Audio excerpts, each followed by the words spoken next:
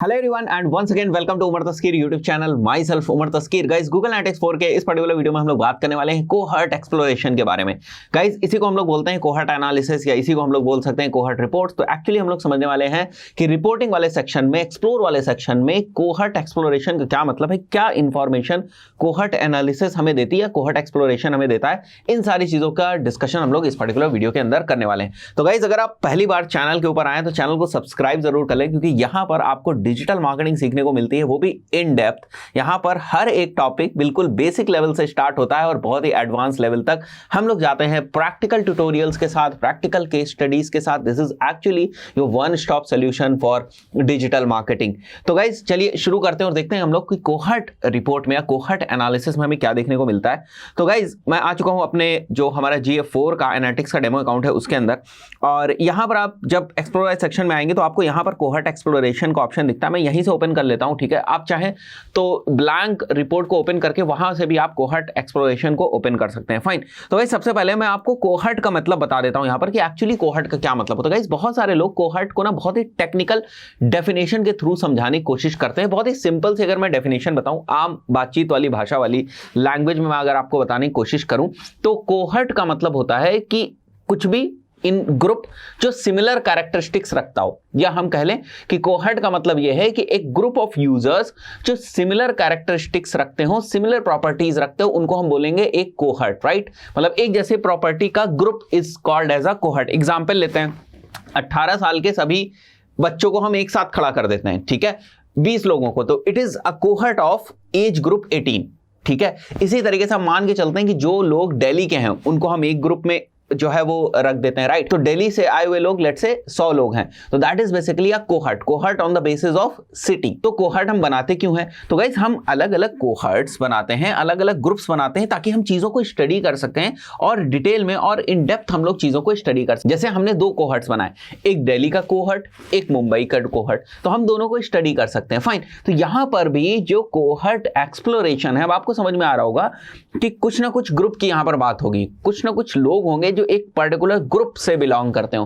तो यहां पर इस पर्टिकुलर रिपोर्ट के अंदर जो कोहर्ट है जो बना हुआ है, वो बेसिकली एक्विजिशन डेट से बना हुआ है। एक्विजिशन डेट का मतलब ये हुआ कि 1 तारीख को जितने भी विजिटर्स हमारी वेबसाइट के ऊपर आए थे वो एक कोहर्ट हो गया, 2 तारीख को जितने लोग आए थे वो एक कोहर्ट हो गया, 3 तारीख को जितने लोग आए थे वो एक कोहर्ट हो गया। This is basically cohort analysis, right. तो सिंपली आ जाएंगे हम लोग रिपोर्ट के ऊपर। तो सबसे पहले मैं रिपोर्ट को ही आपको एक्सप्लेन करता हूं कि इस रिपोर्ट का क्या मतलब है, ताकि चीजें आपको और अच्छे समझ में आ जाए। फाइन। तो गाइज यहां पर आप देखो, ये एक सितंबर 25 वाला जो वीक है वो है, ठीक है। मतलब इससे 7 दिन पहले का टाइम ले लो, 7 डेज बिफोर का टाइम ले लो, ये वो वीक है, ठीक है। तो इस वीक में कितने यूजर्स एक्वायर हुए? 1590 यूजर्स एक्वायर हुए।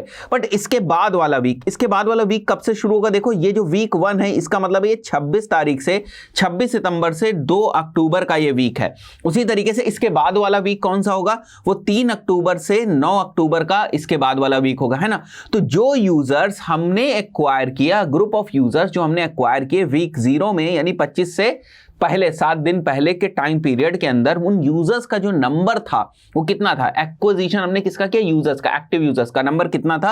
1590 यूजर्स को हमने एक्वायर किया। अब उनमें से, उन्हीं यूजर्स में से नेक्स्ट वीक कितने यूजर्स वापस आए, रिटेंशन हुआ, है ना। तो लगभग 151 यूजर्स वापस आए। अगर आप इसके ऊपर होवर करेंगे, ठीक है, तो आप देखेंगे कि आपको परसेंटेज भी आपको दिखा के देगा कि समवेयर अराउंड 10% जो लोग हैं वो रिटेन किया, या 10% जो लोग हैं वो वापस आए हैं। फाइन। जैसे अगर मैं इसके ऊपर होवर करता हूं तो आप देख सकते हो 9.5 ये आपको दिखा रहा है ना। लगभग 10% जो यूजर्स हैं वो वीक 0 से वापस आए। अब वीक 0 का यहां पर मतलब ये है कि ये जो हमारा पहला वाला वीक था, दिस इज बेसिकली वीक 0। इसके बाद वाला वीक 1, इसके बाद वाला वीक 2, इसके बाद वाला वीक 3। तो हम एक्चुअली ये स्टडी कर रहे हैं कि इस वीक में जो भी यूजर्स आए उनमें से अगले वीक कितने यूजर्स आए, और इस वीक में जितने भी यूजर्स आए उनमें से उसके बाद वाले वीक में कितने आए, इनमें से जितने भी यूजर्स इसके बाद वाले वीक में कितने आए। तो एक्चुअली हम समझने की कोशिश कर रहे हैं कि जिन यूजर्स को हमने इस पर्टिकुलर वीक में एक्वायर किया था वो वापस हमारी वेबसाइट के ऊपर आ भी रहे हैं या नहीं आ रहे हैं। तो इससे हमें बहुत सारी चीजें सीखने को मिलती हैं, समझने को मिलती है, एनालिसिस करने को मिलती है कि हम देखते हैं अच्छा यहां तक तो इस वीक में तो यूजर्स नहीं आए, लेकिन इस वीक में एकदम से यूजर्स, ये वाले यूजर्स फिर से वापस आ गए। ऐसा क्या रीजन है? क्या हमने कोई नई ब्लॉग पोस्ट कर दी, या अगर हमारा कोई ब्लॉग है तो उस पर किस टाइप से यूजर्स वापस आ रहे हैं? इन सारी चीजों को अगर हम स्टडी करना चाहें तो हम लोग कर सकते हैं। अब बात करते हैं एक लैंडिंग पेज की। लेट्स से एक लैंडिंग पेज है, उसके ऊपर इस वीक में कितने यूजर्स आए। अब अगर बाद की आप उसकी एनालिसिस करने की कोशिश करो तो बाद में आपको क्या देखने को मिलेगा? बहुत सारा आपको जो है रिटेंशन नहीं देखने को मिलेगा। क्यों? क्योंकि लैंडिंग पेज का एक स्पेसिफिक पर्पस होता है। लेट्स से फॉर्म भरना उसका पर्पस था, तो यूजर ने फॉर्म भर दिया, खेल खत्म। अब वो बाद में क्यों आएगा? अगर कोई प्योरली सर्विस बेस्ड वेबसाइट है तो वहां पर भी चांसेस कम है कि वो बार बार आए, लेकिन ब्लॉग समझो, ब्लॉग पे वो यूजर बार बार आएगा, जिन यूजर्स को हमने एक्वायर किया वो बार बार आएगा। फाइन। उसी तरीके से ये वाला वीक हम लोग पकड़ लेते हैं, अक्टूबर 3 से 9 अक्टूबर वाला वीक, ठीक है। तो इस वीक में हमने इतना जो है एक्विजिशन किया, इतने यूजर्स का एक्विजिशन किया, इनमें से वापस इतने यूजर्स आए, इनमें से इतने यूजर्स वापस आए, उसके बाद वाला ये इतने यूजर्स। अब आप कहोगे सर यहाँ पर 0 क्यों लिखा है, यहाँ पर कुछ दिख क्यों नहीं? क्योंकि ये अभी जो है ना टाइम आया ही नहीं। आज जब मैं इसको रिकॉर्ड कर रहा हूँ इट्स एक्चुअली 25 अक्टूबर, ठीक है, 25 अक्टूबर। तो 9 अक्टूबर के बाद वाला वीक तो यहाँ जाएगा 16 अक्टूबर तक का, ठीक है। और 16 अक्टूबर से 17 अक्टूबर से 23 अक्टूबर ये हो जाएगा, ठीक है। और 24 अक्टूबर से लेकर तो जब पूरा वीक कंप्लीट होगा ना तब यहाँ डेटा आएगी, और उसके बाद का ही नहीं।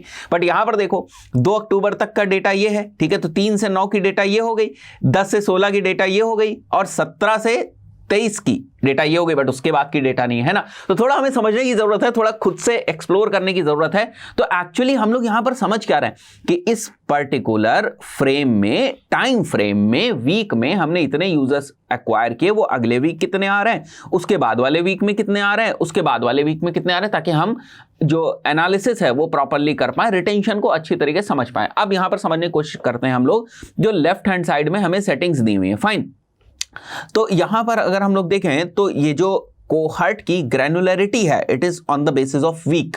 हम चाहें we can switch it monthly also. हम चाहें तो मंथली एनालिसिस कर लें कि इस मंथ में कितने यूजर्स आए, जो यूजर्स हमने इस मंथ में एक्वायर किए वो नेक्स्ट मंथ में कितने आ रहे हैं, वो उसके बाद वाले मंथ में कितने आ रहे हैं। तो सितंबर में we have acquired these many users, और उसके बाद वाले मंथ में मतलब अक्टूबर में, तो अक्टूबर अब चल रहा है, उसके बाद की डेटा तो दिखेगी नहीं, नवंबर की डेटा तो दिखेगी नहीं, है ना। तो अक्टूबर में इस टाइम ड्यूरेशन के बीच में अगर आप देखो तो हमने इतने यूजर्स को एक्वायर किया। अब नवंबर मंथ आएगा तो आगे का दिखेगा ना। जैसे मैंने आपको बताया 25 अक्टूबर आज है जब मैं ये वीडियो रिकॉर्ड कर रहा हूँ, 24 अक्टूबर तक की ही डेटा यहां पर है, राइट। उसके बाद हम लोग यहां पर एक्चुअली स्टडी क्या कर रहे थे, एक बार हम लोग वापस आते हैं वीक के ऊपर।